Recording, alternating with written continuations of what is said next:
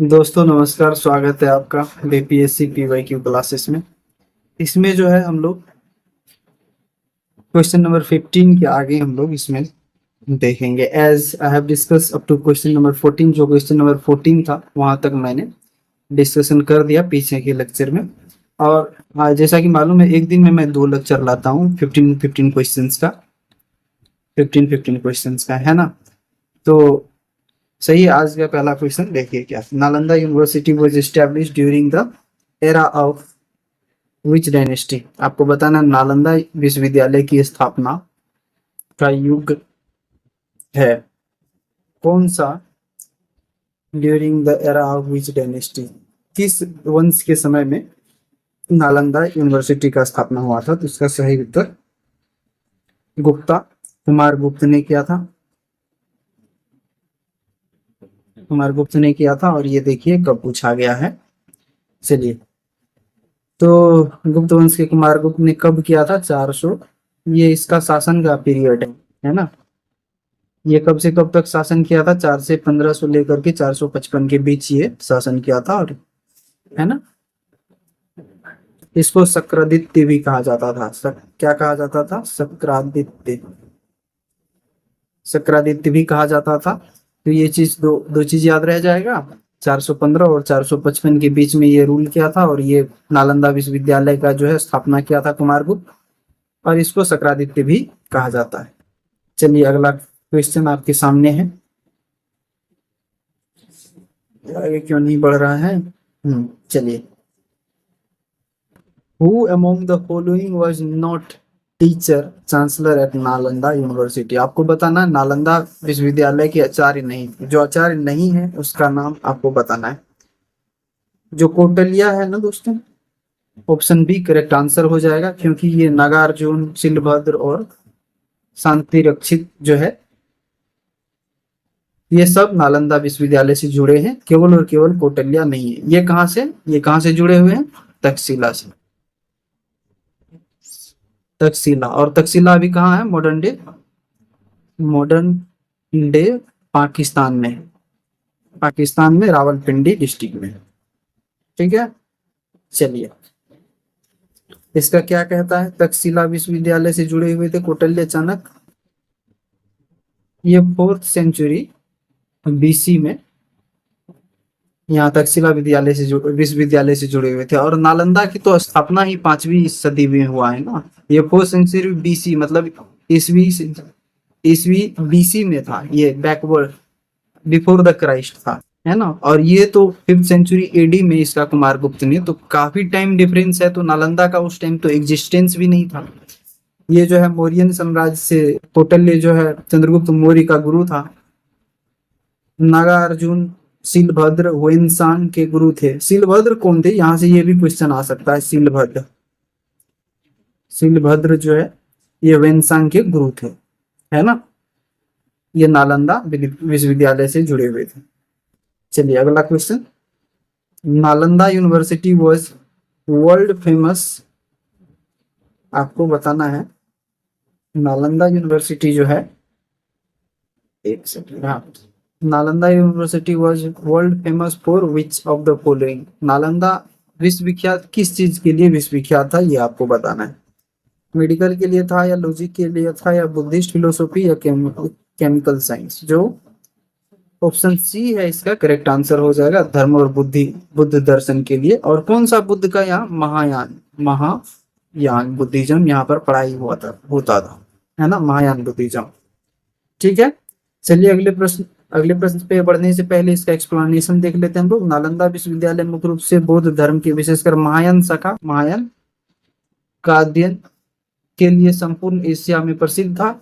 चीन, Tibet, Korea, Japan, मध्य Asia, अनेक छात्र यहाँ पर, इन सब जगहों से, जिन जिन देशों का नाम है यहाँ पर, यहाँ से जो है कई छात्र यहाँ पर आकर के अध्ययन किए, है ना।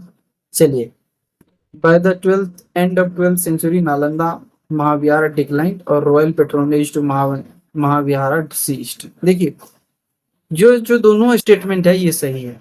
12वीं सदी के अंत तक इसका पतन हो गया था, और महाविहार का राजकीय इसको डोनेशन मिलता था, पेट्रोनेज मिलता था, वो भी बंद हो गया था। लेकिन दोनों तो ये सही है, लेकिन रीजन ये नहीं है। रीजन ये है कि बख्तियार खिलजी ने इसको जला दिया था, है ना। तो जो both statement A and B are true but R does not explain A, तो ऑप्शन बी जो है इसका करेक्ट आंसर हो जाएगा, है ना। और जो देखिए दोनों ए और ए एंड आर असर्शन और रीजन दोनों सही है, परंतु उसको एक्सप्लेन नहीं करता है। तो 12वीं देखिए इसमें जो है ना नालंदा विश्वविद्यालय नालंदा को लेकर के क्या इसमें कोई हिस्टोरियन का सोर्स ये कहता है कि ये 93 में इसको खत्म किया, है ना। किसी का कहना है नहीं ये 99 में, या किसी का कहना है 97 में। तो इन सब चीजों में हम लोग नहीं पढ़ेंगे, बस सीधा सीधा हम लोगों को याद रखना है कि 12वीं सदी के अंत में 12वीं सदी के अंत में नालंदा विश्वविद्यालय का पतन हो गया। और उसका कारण क्या था? तुर्क आक्रमणकारी बख्तियार खिलजी का नाम याद रखना है यहाँ से, जो उसने नष्ट कर दिया था। पाल शासकों के बाद पाल शासकों को नालंदा को मिलने वाली राजकीय संरक्षण में कमी आई, और परंतु केवल राजकीय प्रश्रय का बंद होना ही पतन का एकमात्र व्याख्या नहीं है, बल्कि बाहरी आक्रमण भी इसमें शामिल है। चलिए जो आपके सामने प्रश्न है इसको पढ़िए। फाहियान जो है, फाहियान एक चीनी यात्री था जो हर्ष के समय में आया था। नहीं, हर्ष के समय में जो आया था वो कौन आया था? वो फाहियान नहीं आया था, वो आया था वेनसांग। हर्ष के समय में वेनसांग आया था, ना कि फाहियान। तो ये स्टेटमेंट क्या हो जाएगा? ये गलत हो जाएगा। क्यों गलत हो जाएगा? ये फाहियान का नाम दे रखा है, और फाहियान चंद्रगुप्त द्वितीय के टाइम में आया था। वेनसांग जो है एक चीनी भिक्षु ये जो चंद्रगुप्त द्वितीय के समय में आया था। नहीं, ये भी गलत हो जाएगा। ये दोनों को उल्टा कर दिया। फाहियान यहाँ होना चाहिए और वेनसांग जो है ऊपर में होना चाहिए और फाहियान नीचे में होना चाहिए। तो यही ये दोनों स्टेटमेंट गलत हो जाएगा। डी जो है इसका करेक्ट आंसर हो जाएगा। फाहियान जो है देखिए चंद्रगुप्त द्वितीय विक्रमादित्य के समय में 399 से लेकर के 1414 तक आपको याद रखना है। और वेनसांग जो है ये हर्षवर्धन के समय में आया था, 629 से लेकर के 645 तक, ये आपको ध्यान में। चलिए अगला प्रश्न देखिए। फेमस चाइनीज ट्रेवलर फाहियान जो है visited India during the reign of. Fahien जैसे मैंने बताया ये कब आया था? ये आया था चंद्रगुप्त द्वितीय के टाइम में। अभी हम लोगों ने डिस्कशन किया है ना, चंद्रगुप्त द्वितीय विक्रमादित्य 300। और अपने यात्रा वृत्तांत का इसका की ये इसका यात्रा वृत्तांत मतलब जो ट्रेवल ब्लॉग होता था उस जमाने में, उसका किताब का ये नाम था। और सियुकी जो है उसके किताब का, सियुकी नामक किताब किसका है? वेनसांग का, इसका नहीं, फाहियान का ये वाला है। ठीक है। चलिए Chinese travellers Song Yun visited India. Song Yun ने भारत की यात्रा की थी। और देखिए ये प्रश्न पूछा गया था, चाइनीज ट्रेवलर सोंग यून ने कब से। तो इसका जो सही उत्तर होगा इसमें से ये ई हो जाएगा, इसमें से कोई भी सही नहीं है, क्योंकि वो किया था कब से कब? 18 से लेकर के, देखिए ये 18 से लेकर के 21 तक किया था, है ना। 18 से 21 तक, विकल्पों में इतना समय न होने के कारण ई इसका उत्तर होना चाहिए। 518 से आपको ध्यान में रखना है, ये 521 तक इसका भ्रमण रहा था। ठीक है। सुंग यून, तो ये उसका टाइम पीरियड सही होगा। ठीक है। Gradual decline of the town was an important feature of period. नगरों का क्रमिक पतन किस काल की एक महत्वपूर्ण विशेषता थी? तो किस काल में नगर का विघटन जो है शुरू हो गया था, पतन होना शुरू हो गया था? तो ये था गुप्त पीरियड में ही शुरू हो गया था, है ना। इसका जो करेक्ट आंसर है वो क्या हो जाएगा? गुप्ता पीरियड। नगरों का क्रमिक पतन, डीअर्बनाइजेशन देखने को मिला, रोमन साम्राज्य के पतन, दूसरे दूरस्थ विदेशी व्यापार से प्रभावित हुआ, सामंती अर्थव्यवस्था का विकास हुआ, से गंगा की कई समृद्ध शहरें जैसे पाटलिपुत्रा, वैशाली, मथुरा का पतन की ओर अग्रसर हो गया। चलिए अगला प्रश्न आपके सामने है, इसको जरा ध्यान से देखिए और पढ़िए। इसका निम्नलिखित में से कौन सा बंदरगाह गुप्त काल में भारत उत्तर भारतीय व्यापार के लिए उपयोग किया जाता था। ताम्रलिप्ति, सही बात है, ये भी कैम्बिया वर्चुअल। तो इसमें से जो करेक्ट आंसर हो जाएगा ई, एक से अधिक। ठीक है, ताम्रलिप्ति और भरूच जो है, भिगु कच्छ भी इसको बोला जाता है, भृगु कच्छ भी बोला जाता है, एवं कल्याण। तो ये तीन, कल्याण, ताम्रलिप्ति, ताम्रलिप्ति है ना, और भरूच जो है, इसको इसको क्या कहा जाता है, भृगु कच्छ भी बोला जाए, एवं कल्याण। ये तीन, ये दोनों पश्चिमी तट का था, ये पश्चिमी तट का, और ताम्रलिप्ति अभी बंगाल में है, तो ये पूर्वी तट पे का बंदरगाह था, जहां से दक्षिण पूर्व एशिया, चीन, श्रीलंका इत्यादि से व्यापार होता था। और यहाँ पर जिससे भूमध्य सागर के पश्चिमी देशों से, जो अरेबियन कंट्री है, वहां से इसका व्यापार होता था, है ना। तो इसका जो करेक्ट आंसर हो जाएगा, क्या हो जाएगा, कल्याण।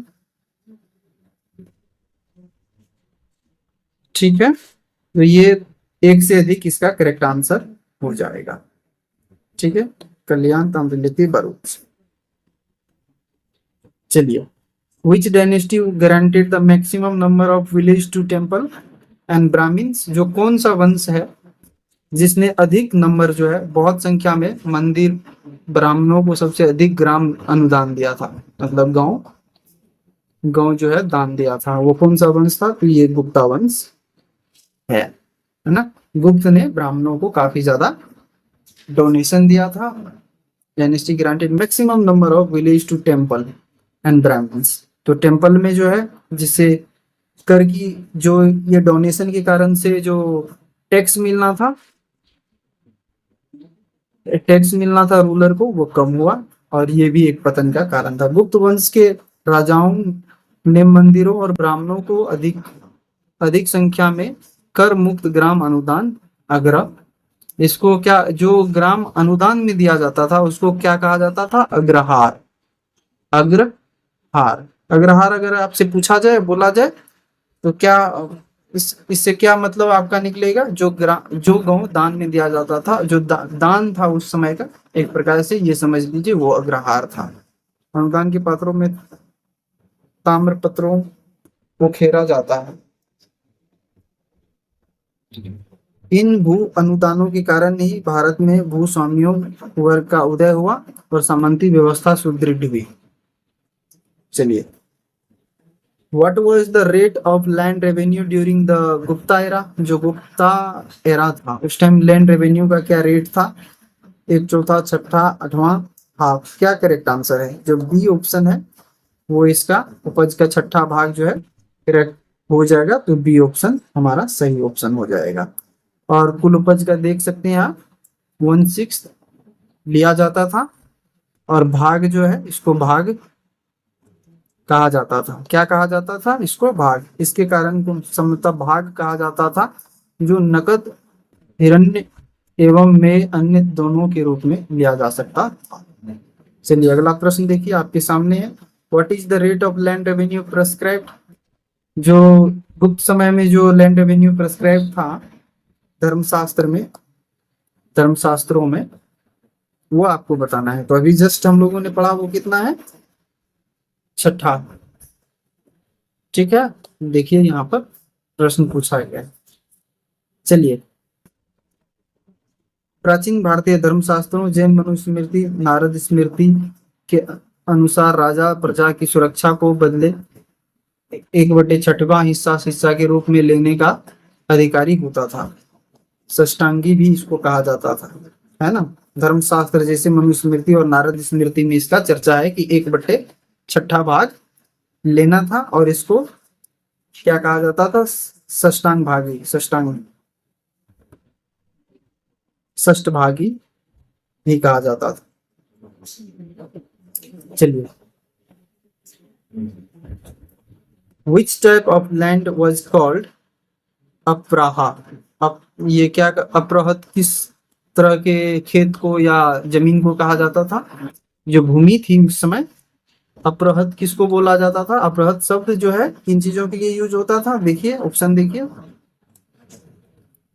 क्या सिंचित भूमि था या बिना जोती हुई जंगली भूमि या घने जंगल जोती हुई भूमि, उपयुक्त में से एक से, जो इसका क्या करेक्ट आंसर होगा, अनकल्टिवेटेड फॉरेस्ट लैंड को इसको कहा जाता था, है ना। जो ऑप्शन ए है बिना जोती हुई, ये इसका करेक्ट आंसर हो जाएगा, अनकल्टिवेटेड लैंड। ठीक है, चलिए। जो क्षेत्र था गुप्तकालीन में, भूमि क्षेत्र, खेती योग्य भूमि, खील जिसको बंजर भूमि को खील कहा जाता, अपृहत जिसमें बिना जंगली खेती, जो जंगली भूमि था जिसमें खेती ना होती थी उसको क्या कहा गया, अपृहत कहा गया। वास्तु जो है वास करने योग्य भूमि, और गोचर जो है चारागाह वाला। तो ये चीज आपको ध्यान में रखना चाहिए। ठीक है, अब यहाँ देखिए, जो उर्वरा उपजाऊ मरु रेगिस्तान और सादबल घास और देव मात्रिक वर्षा से सिंचित, इसमें से कौन सा सही है, उपयुक्त में से एक से अधिक इसमें से करेक्ट है। इसका एक्सप्लेनेशन हम लोग देखते हैं इसमें क्या कहा गया। इसका कुल कारण इतना है कि जो उस टाइम जो भूमि का अलग अलग नाम होता था। अमर सिंह जो है एक नवरत्न में से, अमर सिंह आपको मालूम है, अमर सिंह जो है ये चंद्रगुप्त द्वितीय है। चंद्रगुप्त द्वितीय के समय में ये नवरत्नों में से एक था, है ना। अमर सिंह नवरत्नों में से एक था, और उसके बुक में अमरकोश में जो लिखा हुआ है, उसके द्वारा जो लिखित बुक है, क्या उसका नाम क्या है, अमरकोश। ये किसके द्वारा लिखा, अमर सिंह के द्वारा लिखा गया जो किताब है अमरकोश में इसका चर्चा है। और इसमें 12 प्रकार की भूमि का मेंशन है। उसमें से उर्वरा जो है उपजाऊ भूमि को कहा जाता था, मरु रेगिस्तान भूमि को, सादबला जो है घास वाली भूमि को, और देवमात्रिक ऐसी भूमि को कहा जाता था जो वर्षा पर निर्भर करती थी। तो ठीक है, तो अब आइए इस क्वेश्चन पे देखिए, समझ में आएगा। जो उर्वरा फर्टाइल लैंड को कहा जाता था, मारू डेजर्ट को, और सदबला जो है ग्रास को, देवमात्रिक जो है रेनफेड जो है इसको बोला जाता था। इसमें से जो है एक से अधिक करेक्ट है, सारे इसमें सही है। तो करेक्ट आंसर क्या हो जाएगा। तो मैं आशा करता हूं आज का जो टोटल 28 क्वेश्चन है मैंने उसको डिस्कशन कर दिया है। जो 14 क्वेश्चन था वो लेक्चर नंबर कितना में था, लेक्चर नंबर 11 में, और ये कौन सा है, ये लेक्चर नंबर 12 है। ठीक है, तो एक दिन में मैं 2 वीडियो लाता हूँ, 2 पार्ट में। एक में तकरीबन 15 क्वेश्चन एक में होता है, और दूसरे में भी 15 क्वेश्चन होता है। तो ये स्ट्रेटेजी होती है अलग अलग में। 30 अराउंड मेरी कोशिश रहता है कि 30 मिनट में मैं 15 क्वेश्चन डिस्कशन कर दूं, है ना। और जो है नेक्स्ट टोटल 1 आवर में हम लोग तकरीबन 30 क्वेश्चंस का डिस्कशन करते हैं। 28 से 30 इसको मान सकते हैं, या कभी 29 कभी 30 रहता है, इस ऐसे करके। तो जो आज का सेशन है वो कंप्लीट होता है यहाँ पर, कि मैंने ऑलरेडी डिस्कशन कर दिया है। अगर आप वो वाला वीडियो नहीं देखे हो पीछे वाले, तो पहले जाकर के वो लेक्चर नंबर जो है 11 को देखो, और ये लेक्चर नंबर 12 है। उसके बाद इस पे आओ, तो टोटल जो है क्वेश्चन का क्रोनोलॉजी आपको समझ में आएगा। वहां से 1 से लेकर के 28 तक का आज कंप्लीट होता है ना। तो इसमें जो और कुछ बातें हैं जो मैं नहीं बताया हूँ, कि आप लोग देख करके वीडियो चुपचाप निकल जाते हैं, इसको लाइक कर दिया करो अगर आप, क्योंकि लाइक करने में कुछ जाता नहीं है ना। सेशन को अगर आप पसंद करते हैं तो do not forget to subscribe to my YouTube channel guys. And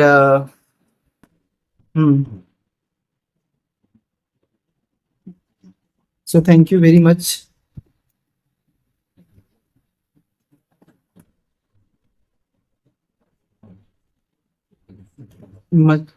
for watching the video guys.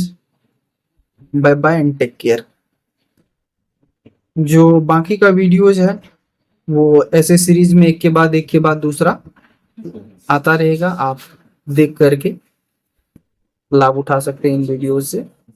और इसमें मैंने बोला है कि टोटल 31 ईयर का